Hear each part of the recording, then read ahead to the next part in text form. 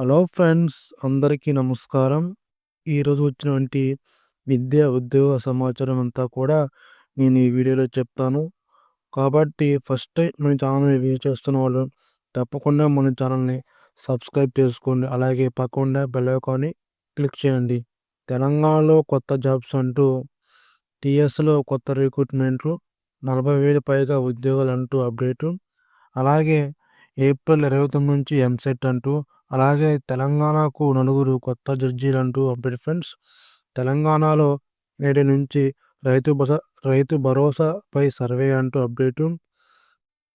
అలాగే మే 2 నుంచి 5వ తేదీ వరకు ఇంజినీరింగ్ ఎంట్రన్స్ అంటూ అప్డేట్ ఫ్రెండ్స్. ఇప్పుడు అన్నీ కూడా మనం వివరాలన్నీ కూడా చూద్దాం ఫ్రెండ్స్.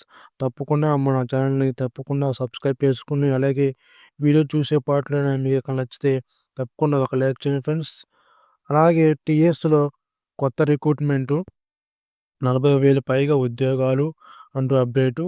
అలాగే ఈ సంవత్సరం కొత్తగా 40,000 మంది ఉద్యోగాలను తీసుకుంటామని టీఎస్‌పీఎస్‌సీ ప్రకటించింది. వీరిని కొత్తగా క్యాంపస్ సెలక్షన్ ద్వారా ఎంపిక చేస్తామని టీఎస్ ప్లస్ ప్రధాన మానవ వనరుల అధికారి సిహెచ్ఆర్ఓ మిలిండా లక్కడ్ గారు తెలిపారు.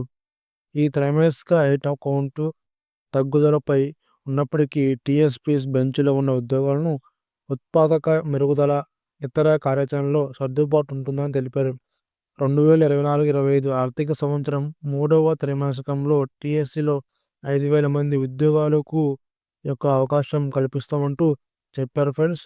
అలాగే ఇదంతా అప్డేట్ అంతా ఏందంటే, ఎవరైతే చదువుతున్న విద్యార్థులు ఉంటారో వాళ్ళకి ఆ యొక్క చదువు పూర్తయిన వెంటనే ఫైనల్ యొక్క పరీక్షల్లో వాళ్ళకి ఇంటర్వ్యూ సెలెక్ట్ చేసి ఉద్యోగం కల్పిస్తామంటూ అప్డేట్ ఫ్రెండ్స్.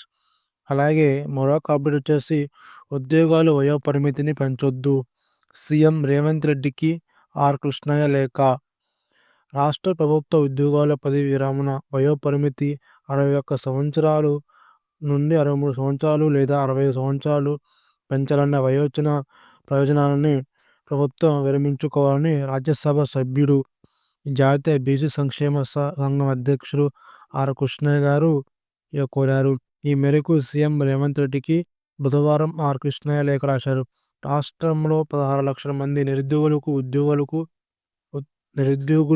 ఉద్యోగాలు లేక రోడ్ల మీద తిరుగుతున్నారని, వారి శక్తియుక్తులను వృధా అవుతున్నాయని, ఇలాంటి తరుణంలో ఉద్యోగాల వయస్సు పెంచితే 40,000 మంది ఉద్యోగ అవకాశాలు కోల్పోతారని విచారం వ్యక్తం చేశారు.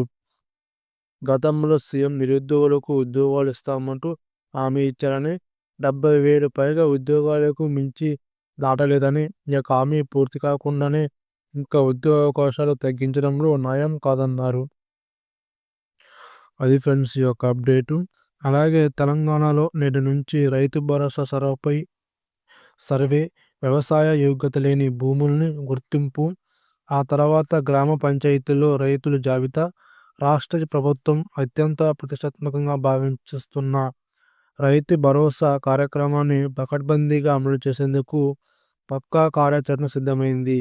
ఎట్టి పరిస్థితుల్లోనూ సాగు యోగ్యత లేని భూములకు రైతు భరోసా కింద పంట పెట్టుబడి సాయం అందించేది లేదని ఇప్పటికే రాష్ట్ర ప్రభుత్వం ప్రకటించింది. ఈ విషయం తెలిసిందే. ఈ మేరకు సాగు యోగ్యత లేని భూములను రైతు భరోసా జాబితా నుంచి తొలగించేందుకు ప్రత్యేకంగా క్షేత్రస్థాయి తనిఖీ బృందాలను రాష్ట్ర ప్రభుత్వం ఏర్పాటు చేసింది. ఈ తనిఖీ బృందాలను గురువారం నుంచి రంగంలోకి దిగనున్నాయి. ఈ నెల 19 వరకు గ్రామ యూనిట్గా సాగు యోగ్యతలను భూముల గుర్తింపు ప్రక్రియ కొనసాగుతుందని, ఈ నెల 25న సాగు యోగ్యత ఉన్న భూముల జాబితాను తయారు చేసి ప్రభుత్వానికి సమర్పించేలా విధంగా చేస్తారని ఈ యొక్క అప్డేట్ ఫ్రెండ్స్. అలాగే ఎవరైతే పోడు భూములు ఉన్నాయో వాళ్ళకి అవకాశం కూడా చాలా చూసుకోవచ్చు. ఏప్రిల్ 29 నుంచి ఎప్సెట్, అలాగే ప్రవేశ పరీక్ష యొక్క షెడ్యూలు మీరు చూసుకోవచ్చు ఫ్రెండ్స్. ఈ యొక్క షెడ్యూల్ అనేది ఏపీఎస్ ఎంసెట్ ఏప్రిల్ 29 నుంచి మే 5 వరకు ఉంటుంది. అలాగే ఈసెట్ మే 12న, ఎడ్సెట్ జూన్ 1న ఉంటుంది. లాస్ట్ సెట్ వచ్చేసి జూన్ 6న, ఐసెట్ వచ్చేసి జూన్ 8, 9 ఉంటుంది ఫ్రెండ్స్. అలాగే పీజీ ఈసెట్ వచ్చేసి జూన్ 16 నుంచి 19 వరకు ఉంటుంది. అలాగే పీఈ ఈసెట్ వచ్చేసి జూన్ 11 నుంచి 14 వరకు ఉంటుంది ఫ్రెండ్స్. ఈ యొక్క అప్డేట్స్ అన్నీ కూడా ఈ యొక్క కోర్సులకి ఎఫ్‌సెట్‌లు అగ్రి ఫార్మసీ కోర్సులకు పరీక్షను ఈ యొక్క 29, 30 ఇంజినీరింగ్ విభాగం చేసిన వాళ్ళకి ఈ యొక్క రూల్ ఫ్రెండ్స్. అలాగే ఎవరైతే అప్లై చేసినారో వాళ్ళు తప్పకుండా ఎగ్జామ్స్ రాయండి. మీ యొక్క మంచి అవకాశం వచ్చే అవకాశం ఉంటుంది. Current affairs friends. హ్యాండ్‌బాల్ విజేతగా తెలంగాణ. ఎస్‌జీఎఫ్ అండర్-17 జాతీయ హ్యాండ్‌బాల్ టోర్నీ బాలురు-బాలికల విభాగంలో తెలంగాణ విజేతగా నిలిచింది. మంగళవారం ఇక్కడ జరిగిన బాలురు ఫైనల్‌లో తెలంగాణ 18-17తో ఏపీపై గెలిచింది.